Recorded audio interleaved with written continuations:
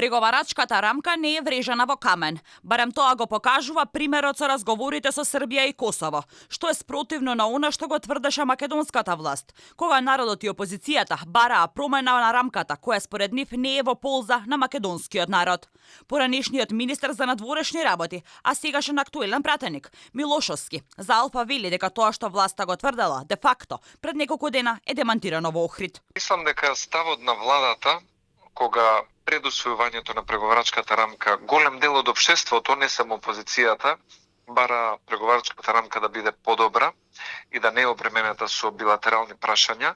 Владата тврдеше дека тоа е неможно да се случи, беше демантиран во Охрид на српско-косовските разговори. Се гледа дека кога има сериозна дипломатија и кога се знае вистинската цел, што сака да ја постигне на држава, се разбира во соработка и со самата Европска унија и со другите актери, дека не е невозможно да има изменување на преговарачката рамка, која што за Србија била утврдена пред речиси 10 години, бидејќи толку долго и преговараат. Зошто власта не одиграла во полза на барањето на граѓаните, каде се бараше менување на рамката, односно да не се вметнуваат историски и билатерални спорови во истата?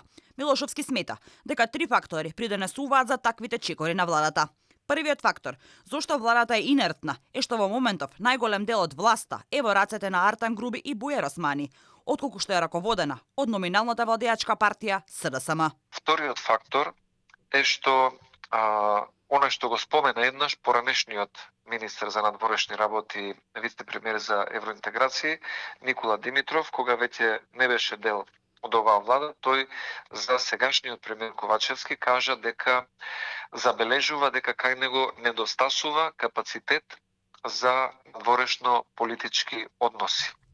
И сметам дека тука има право дека сегашниот премиер Ковачевски нема чувство за реалната важност на надворешно политичките односи и за енергијата што треба да биде вложена во истите за да се заштитат државните интереси.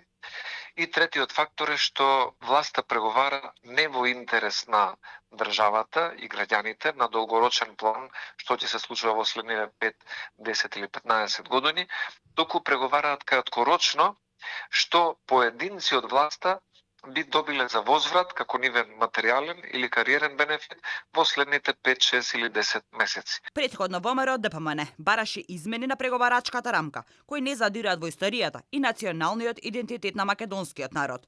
Но власта упорно тврдеше дека рамката не може да се промени и дека токму оваа рамка гарантирала утврден идентитет и историја на Македонија.